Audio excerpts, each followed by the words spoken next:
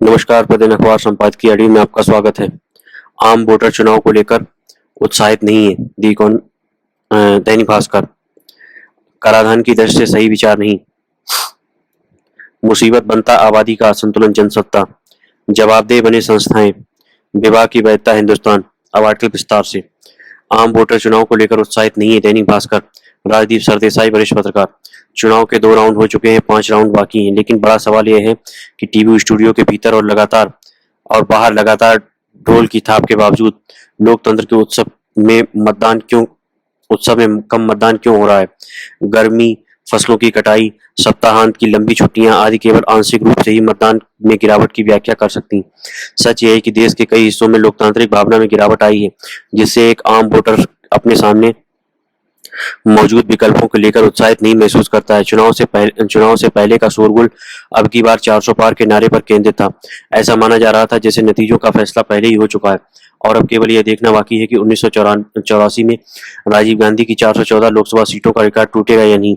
लेकिन जैसे जैसे चुनाव अभियान आगे बढ़ रहा है, दोनों ही पक्षों को अचानक राज्य दर राज्य चुनावी संघर्ष की लहर रहित जमीनी हकीकत का सामना करना पड़ रहा है।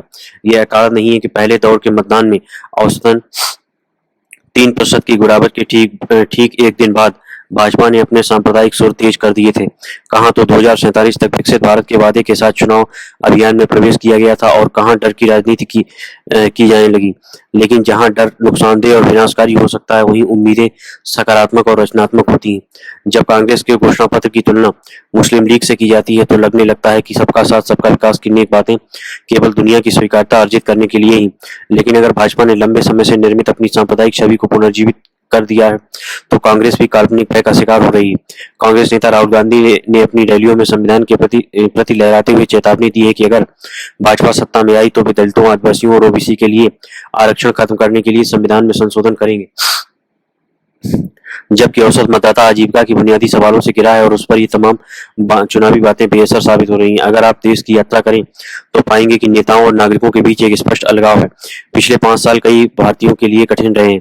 महामारी, लॉकडाउन, महंगाई, नौकरियां छूटना, बेरोजगारी, घटती आमदनी आदि आदि ने कोई ऐसा माहौल नहीं बनाया है कि मतदाता फील गुड करें। दुनिया में उभरता हुआ भारत 5 सितारा समारोह में भले ही चर्चा का विषय हो, लेकिन गर्मी और धूल से जूझते ग्रामीण भारत में आज भी पानी का टैंकर 8 दिनों में केवल एक बार पहुंचता है।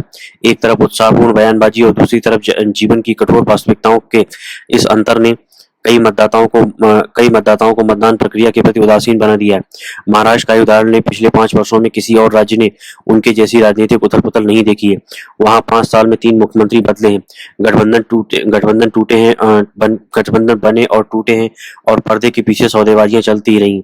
यहाँ तक कि सभी पार्टियों के राजनीतिक कार्यकर्ता भी अब चुनाव प्रणाली को लेकर उत्साहपूर्ण नहीं दिखते। अब जब नेता हर कीमत पर सत्ता में बने रहने के लिए लगातार समझौते कर रहे हों और कल के कट्टर विरोधी आज के गठबंधन सहयोगी बन जाते हों, तो एक वफादार कार्यकर्ता जमीन पर मेहनत क्यों करेगा। अवसरवादिता ने कार्यकर्ताओं में राजनीति को लेकर संशय पैदा कर दिया है।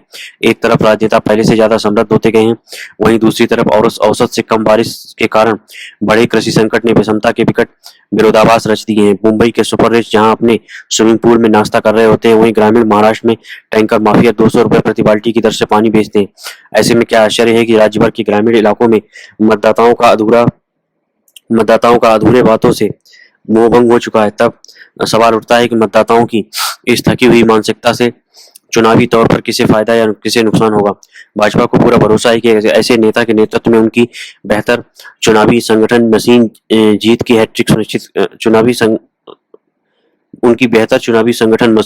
हैट्रिक सुनिश्चित करेगी, जिस पर जनता को अभी भी उनके प्रतिस्पर्धा की तुलना में कहीं अधिक भरोसा है। कांग्रेस इस उम्मीद पर टिकी है कि मतदाताओं की उदासीनता उसे कम से कम करीबी मुकाबले वाली सीट पर लड़ने का मौका जरूर देगी। लेकिन भारतीय लोकतंत्र का संकट भाजपा बनाम विपक्ष से कहीं आगे तक जाता है। यह धारणा बढ़ती जा रही है कि चुनाव चाहे कोई भी जीते, मतदाताओं की हार ही हो रही है। ऐसे में जो लोग मतदान नहीं कर रहे हैं, वो भी शायद एक कड़ा संदेश ही दे रहे हैं, हमारे वोटों को हल्के में न लें। कराधान की दृष्टि से सही विचार। Business standard. अजय शाह, लेखक, एक्स केडीआर फोरम में शोध करता है। देश में इस समय यह लोक लुभावन मांग जोरों पर है। अमीरों से संपत्ति छीनकर उसे गरीबों में बांट दिया जाए। यह रास्ता निरंतर गरीबी और आर्थिक नाकामी की ओर ले जाता है। इन दिनों संपत्ति कर और विरासत कर के रूप में जिन दो विषयों पर चर्चा की जा रही है वे सार्वजनिक वित्त के क्षेत्र में सुपरिचित विषय हैं। पूरी दुनिया में इनकी उपयोगिता कम होने को लेकर विश्लेषण हुए हैं। भारत में भी इन्हें लगाने की कोशिश की जा चुकी है। इन्हें दोबारा नहीं लगने देना चाहिए।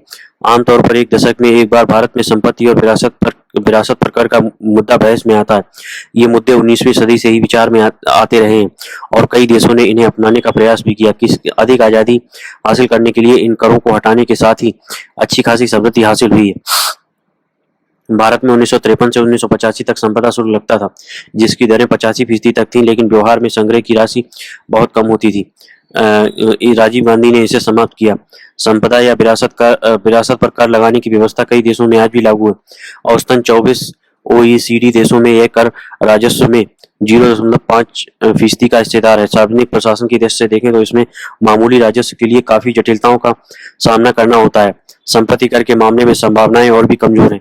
भारत में इसकी शुरुआत 1957 में की गई थी। इससे 2012-13 में 800 करोड़ रुपए का राजस्व जुटाया गया। इसे 2015 में समाप्त कर दिया गया। 4 OECD देशों में यह लागू है और इससे नाम मात्र का राजस्व आता है। इन्हें हासिल करने की प्रक्रिया में कीमत चुकानी होती है। मसलन देश में साझेदारी भरी कर व्यवस्था लागू करने के बुनियादी काम पर ध्यान नहीं दे पाना। भारत में कराधान काफी ऊंचे स्तर पर है। देश में व्यक्तिगत आयकर की उच्चतम दर 42% है, कॉर्पोरेट आयकर 25% और अधिकतम GST की दर 18%। आयात, गैर टैरिफ अवरोध आदि पर कर स्थिर गति से बढ़ रहा है। अगर 1991 के बाद के दौर की तुलना करें तो हमारे यहाँ आयात कर की दर काफी अधिक है। इससे अधिक उच्च कर वाला माहौल तैयार होता है और कर अधिकारियों को मनमाना अधिकार प्रदान करता है।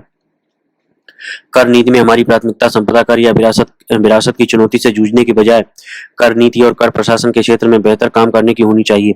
एक अर्थशास्त्री ऐसा व्यक्ति होता है जो किसी काम के व्यवहार में सफल होने पर यह देखता है कि क्या इस सिद्धांत में भी सफल है, क्या कोई अनुभव केवल चुनिंदा दुर्घटनाओं पर आधारित होता है या फिर कोई अवधारणात्मक आधार होता है जिससे बचा न जा सके। ऐसे में तह तक जाकर यह सवाल पूछना सही होगा कि विरासत कर और संपदा कर का प्रदर्शन सही रहेगा या नहीं। लोग प्रोत्साहन पर प्रतिक्रिया देते हैं। अधिक कराधान को लेकर पहली प्रतिक्रिया कम काम के रूप में सामने आती है। अगर विरासत और संपदा कर से दंडित किया जाएगा तो लोग संपत्ति बनाने के लिए कम काम करेंगे। यह देश के लिए नुकसानदायक होगा। दूसरी प्रतिक्रिया है कि कर किफायत ढांचे में नई जान फूंकना। अपने अंतिम समय में वसीयत बनाने के बजाय लोग अपनी परिसंपत्ति जिंदा रहते ही चुने हुए लोगों को हस्तांतरित कर देंगे। यह सरकार की राजस्व प्राप्ति की क्षमता को बाधित करते हुए उनके व्यवहार में विसंगति लाएगा। कई माता पिता कर से बचने के लिए बच्चों को जल्दी संपत्ति देकर अधिकार खोने के बजाय अप्रत्याशित निधन के पहले के वर्षों में बार बार वसीयत को बदलना पसंद कर सकते हैं। तीसरी प्रक्रिया है कारोबारी गतिविधियों को किसी मित्रतापूर्ण क्षेत्र मसलन Dubai, Sri Lanka, Cayman Island, Sri Lanka और आयरलैंड में स्थानांतरित करना। यह बात कर राजस्व को प्रभावित करती है। अगर भारत की अर्थव्यवस्था एक खुली अर्थव्यवस्था होती तो कुछ भी गलत नहीं होता। एक व्यक्ति आयरलैंड में कर चुकाता और भारत में कारोबारी गतिविधियां संचालित करता, परंतु भारत खुली अर्थव्यवस्था वाला देश नहीं है। हमारे यहाँ सीमा पार गतिविधियों को लेकर कई दिक्कतें हैं। चालू खाते और पूंजी खाते में परिवर्तनीयता अनुपस्थित है। ऐसे में एक बार जब कोई व्यक्ति अपना कर आवास देश के बाहर कर लेता है तो एक तरह के अलगाव की भावना घर कर जाती है तथा देश में संगठन बनाने की भावना कमजोर पड़ती है। भारत का भविष्य करीब 10,000 कंपनियों के हाथ में है और यह बेहतर है कि भारतीय राज्य को इस प्रकार तैयार किया जाए कि वह इन नेतृत्वकारी टीम में से प्रत्येक की ऊर्जा और महत्वाकांक्षा का पोषण करे। संक्षेप में कहें तो संपत्ति कर और विरासत कर कमजोर प्रदर्शन करते हैं क्योंकि वे लोगों के व्यवहार को बाधित करते हैं, जिससे GDP को नुकसान पहुंचता है। लोगों के व्यवहार में आई विसंगति कर राजस्व को प्रभावित करती है। ऐसे में ये कर दुनिया के सबसे बुरे उदाहरण पेश करते हैं। व्यवहारगत विकृतियां GDP को प्रभावित करती हैं। एक जटिल कर अफसरशाही तैयार होती है जो भारत जैसे देश में कर अधिकारियों को मनमाना अधिकार दे सकती है और कर राजस्व में कमी आती है। यह बहस पुनर्वितरण बनाम वृद्धि की व्यापक पहेली में सटीक बैठती है। हमें ऐसी बहसों में अपना ध्यान नहीं भटकाना चाहिए कि एक पिज्जा किस प्रकार बांटा जाएगा। भारत एक निम्न मध्य आय वाला देश है। हमारे सामने एक बड़ी चुनौती है और वह है आगामी 100 वर्षों तक वृद्धि को बरकरार रखना तथा विकासशील राज्य की क्षमता बनाए रखना। सन 1947 में गरीब रहे देशों में से केवल 4 आज उन्नत अर्थव्यवस्था वाले देश बन सके हैं। विकास की यात्रा एक कठिन यात्रा है, यहाँ सफलता की कोई गारंटी नहीं। ऐसे में वर्क को लेकर जंग छेड़ना, निजी गतिशीलता पर डालना बुरा असर डालेगा और राज्य की क्षमता को प्रभावित करेगा। लैंड प्रिंचेट कहते हैं कि दुनिया भर में गरीबी की दर में 99% अंतर को केवल एक आंकड़े से समझा जा सकता है और वह है औसत आय। अगर हम गरीबी दर में बदलाव करना चाहते हैं हमें औसत आय पर ध्यान देना होगा। कर, सामाजिक कार्यक्रम आदि के माध्यम से पुनर्वितरण के सरकार के सभी प्रयास शेष 1% में बैठते हैं और कम वृद्धि की कीमत पर आते हैं। मुसीबत बनता आबादी का असंतुलन। जनसत्ता। अखिलेश आरेंद्र। आज आज तमाम विकासशील देश बढ़ती आबादी और संसाधन की कमी की वजह से परेशान है। दूसरी तरफ विकसित देशों में घटती जन्म दर, खासकर नौजवानों की घटती आबादी से आर्थिक और सामाजिक ताने-बाने पर पड़ रहे असर से कई तरह की समस्याएं पैदा हो गई हैं। 2022 के संयुक्त राष्ट्र के आंकड़ों के मुताबिक पिछले 10 वर्षों में 1 करोड़ से ज्यादा आबादी वाले 8 देशों की आबादी कम हो गई, जिनमें ज्यादातर देश यूरोप के हैं। जापान में पिछले कई वर्षों से जनसंख्या में कमी और बुजुर्गों की बढ़ती आबादी की वजह से सामाजिक और आर्थिक हालात पर असर पड़ा है।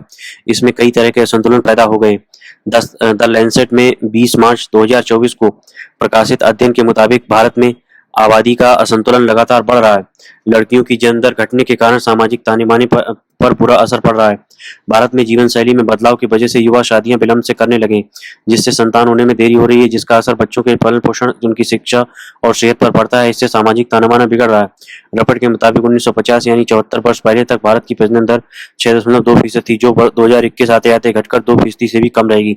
अनुमान के मुताबिक 2050 तक प्रजनन दर घटकर 1.2% और 2100 में घटते-घटते 1.04 तक पहुंच सकती है।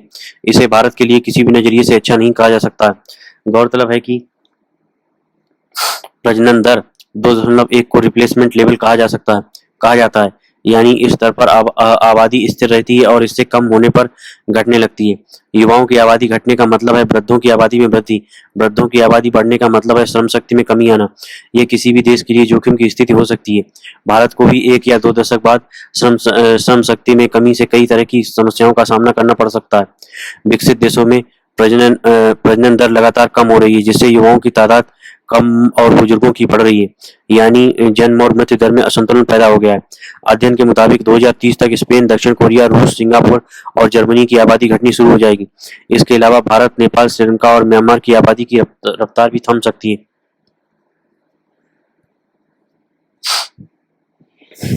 अभी कई विकसित देशों में बच्चों की जन्म दर बहुत तेजी से घट रही है, इसमें सिंगापुर और जापान प्रमुख हैं।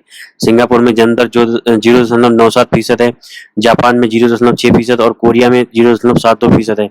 गौरतलब है कि जापान ज्यादा बच्चे पैदा करने के लिए युवाओं को इनाम दे रहा है। इसके बावजूद शादी करने वाले युवाओं की संख्या लगातार कम हो रही है। आंकड़े बताते हैं कि जापान में शादी न करने वाले युवाओं की संख्या लगातार घट रही है। वर्ष 2023 में महज 4 लाख युवाओं ने शादियां की। इसी तरह सिंगापुर में 2023 में 26,500 युवाओं ने ही शादियां की। इसीलिए जापान और सिंगापुर में जन्म दर में लगातार गिरावट आ रही है।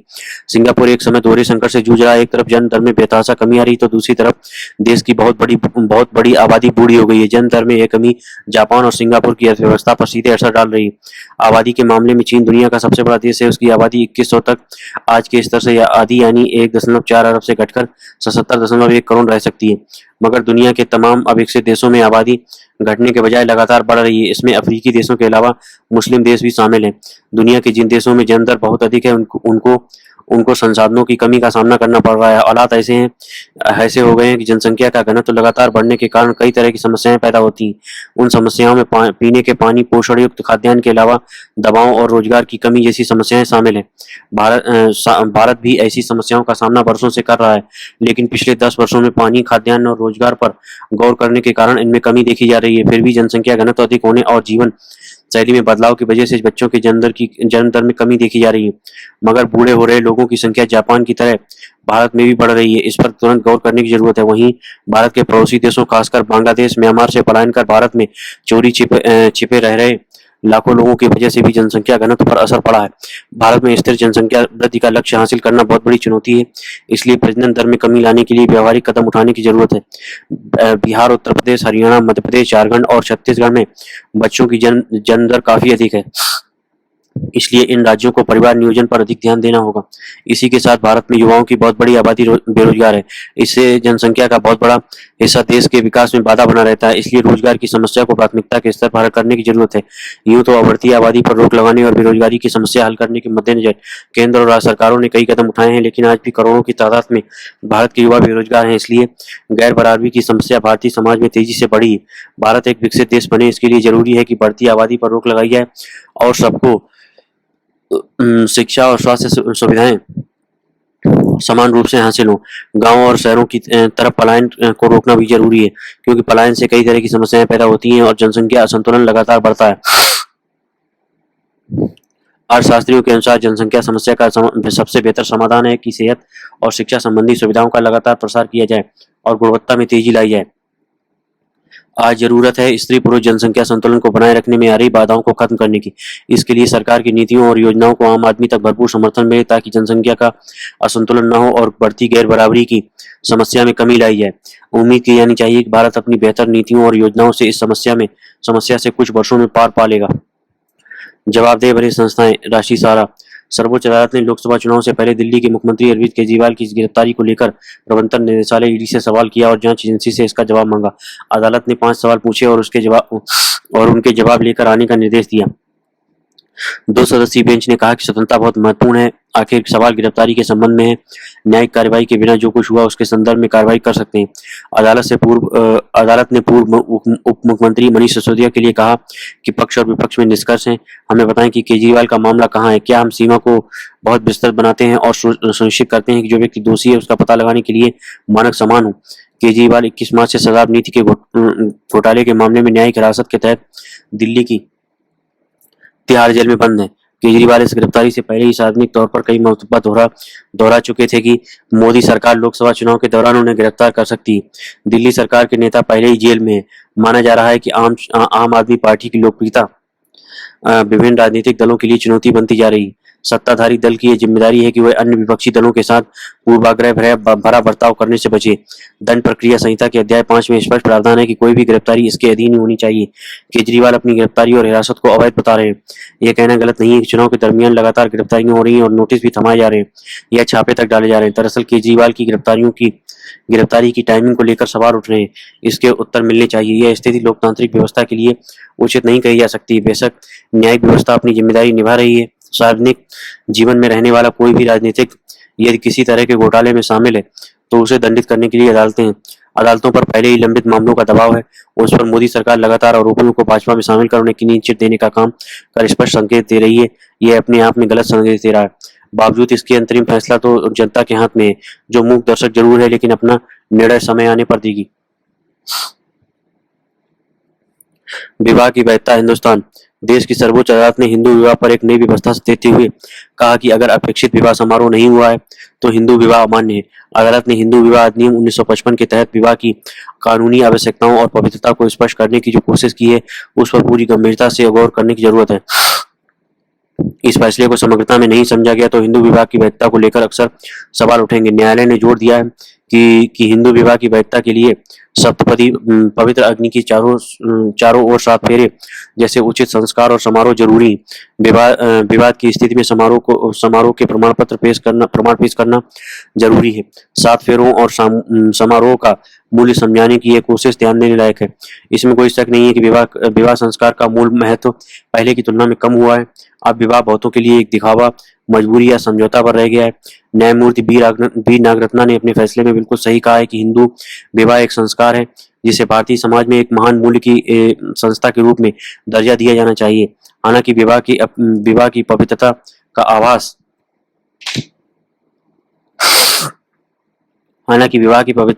समाज में समय के साथ घटा है और उसमें सुधार की जरूरत है।